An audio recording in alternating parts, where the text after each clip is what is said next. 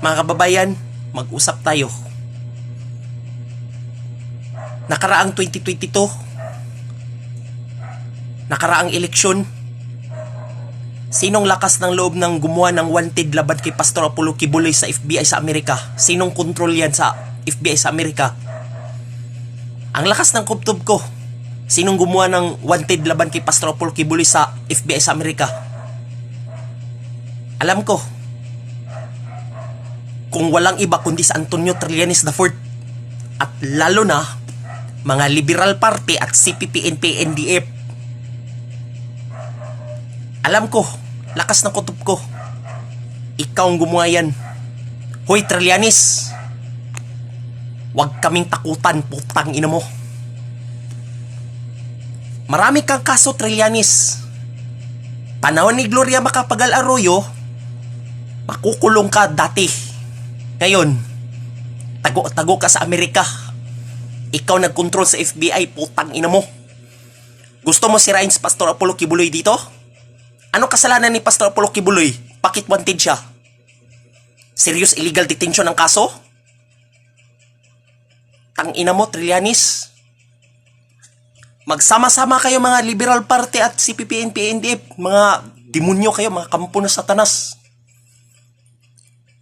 Tandaan mo to. Hindi kita patawarin ng Diyos. Wala kang Diyos. Kampo na satanas ka. Nakaraang Lunes, maagang umaga, kayo mag-atake ang ang lugar ni Pastor Apollo Kibuloy sa Tamayong, Sarangani, QGC Compound at Kingdom. Sinong gumawa ng atakihin ng taga CIDG at SAP? Sino nag-utos? Kundi kayo. Hindi si Marcos ang utos kundi si Rizal Tiberos. Alam ko, lakas ng kutob ko. Walang awa ng mga taga QGC. Hindi ako miyembro ng QGC at Inglisa ni Cristo. Malaki akong respeto. Kayo, mawala kayong respeto. Inaabuso ninyo. Kayo mga SAP at CIDG, hindi ka susunod. Inaabuso nyo. Tingnan nyo, mga supporter ni Pastor Apollo Kibuloy at mga Duterte supporter, galit na galit sa'yo. Kayo mga dilawan, ayaw nyo kutigilan. Kayo mga vlogger na vlogger sa mga dilawan, pinklawan, pro kapamilya. Kayo mga vlogger, kayo masalot sa lipunan. Kayo may salot sa lipunan. Masyado na kayo Kami mga vlogger na pro Duterte at pro Kibuloy. Ako Duterte and Kibuloy supporter ko. Ako galit ako sa mga dilawan. Nakaraang Lunes, kayo mga CIDG at SAP, kayo inaatake ang lugar ni Pastor Apollo Kibuloy. Mawala kay respeto. Hindi ka susunod. Ano yung dinadala nyo? Search warrant o arrest warrant? Ano dinadala nyo? Search warrant o arrest warrant?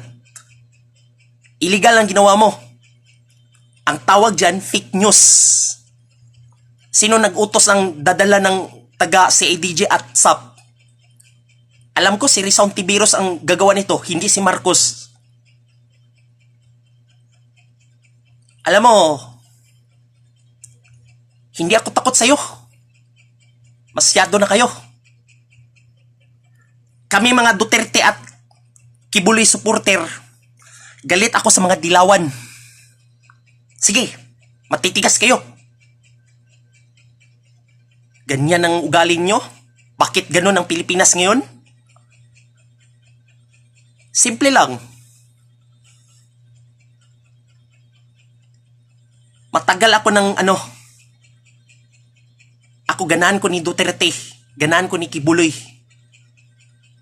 Kaya pwede ba, kayo taga-Amerika, taga-FBI sa Amerika, alisin mo to ang wanted laban kay Pastor Apollo Kibuloy. Kung hindi, ipadidemanda ko kayo. Tandaan mo yan. Pasensya na po, I'm sorry. Hindi ako tatanggap sa inyong sorry. Ha? Tama ng kalukuhan nyo. Sana bigyan nyo kong suporta. Bigyan ng hustisya kay Pastor Apollo Kibuloy. Tandaan mo to. Bigyan ng hustisya kay Pastor Apollo Kibuloy. Bakit ganun? Gusto mo ipakulong si FPRRD ngayon sa ICC? Sige. Huwag niyo ko takutan. Tangina mo. Kayo mga taga-ICC, ayusin ang ugali mo. Lumayas kayo dito sa Lumayas kayo dito sa ICC. Sa mga opisyal. Mawala kayong respeto. Kayo mga taga-FBI sa Amerika, huwag niyong kontrolin ang mga dilawan. Kaya lumayas kayo dito. Joe Biden, sangkot ka. Galit ako sa iyo. Ikaw may kasalanan niya. Ikaw may kasalanan dito. Hindi ka nahiya sa buong mundo. Sana hindi ka suporta ng US President. Galit ako sa iyo, Joe Biden. Galit ako sa iyo. Sana hindi kita suporta. Ako. Sinong presidente sa Amerika? Wala. Hindi ako suporta ng Hindi ako taga-Amerikano. Ako Pilipino tayo. Tigilan yung pagkontrol-kontrol sa FBI sa Amerika. Kayong mga dilawan, pinklawan, pro-kapamilya, CPP, NP, NDF at Liberal Party. Tigilan yung pagkontrol-kontrol ng FBI sa Amerika. Kundi, ipadidemanda ko kayo. Tandaan mo yan. Hindi ako tapos sa iyo. Bigyan yung hustisya kay Pastor Apollo Kibuloy. Ako na palabanin mo. Wala nang NPA. Sinong pumatay kay Juma Season? Ang Diyos siguro ang pumatay kay Juma Season. Kasi si Juma Season, demonyo siya. Kuta ng mga terorista. Wala nang NPA ngayon. O ngayon, sa susunod na taon, huwag niyo kong takutan mga CPP, NP, NDF. Ako mismo palabanan sa inyo. Bigyan yung hustisya kay Pastor Apollo Kibuloy. Pakiulit ko. Bigyan ng hustisya kay Pastor Apollo Kibuloy. Pagbayaran mo ng ginawa mo. Kayong mga pinklawan, dilawan, pro-kapamilya. Sa susunod na eleksyon, tandaan mo to. Huwag nating iboto ang Liberal Party at CPP, NPND Party List Group. Tandaan mo yan. Ha? Tandaan mo yan, ha? Wala kong gagawa sa inyo. Wala kami magagawa. Kung ayaw mo magbago, edi lumayas ka sa mundo na to. Tandaan mo yan.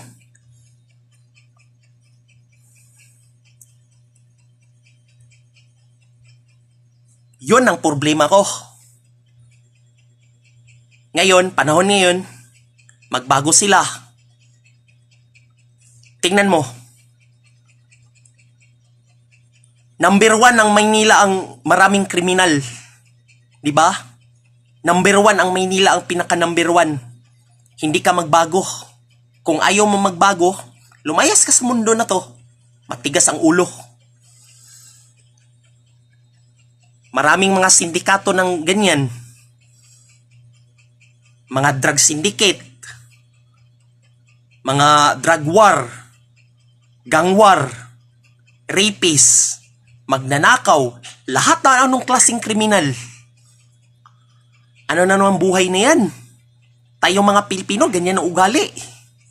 Hindi magbago. Ha? Masyado na kayo. Pwede ba tumigil na kayo, please? At yan po ang video na to. Maraming salamat. Tandaan mo to. Hashtag Justice for Pastor Apollo Kibuloy. Usbo na ko, pakiulit ko. Hashtag Justice for Pastor Apollo Kibuloy.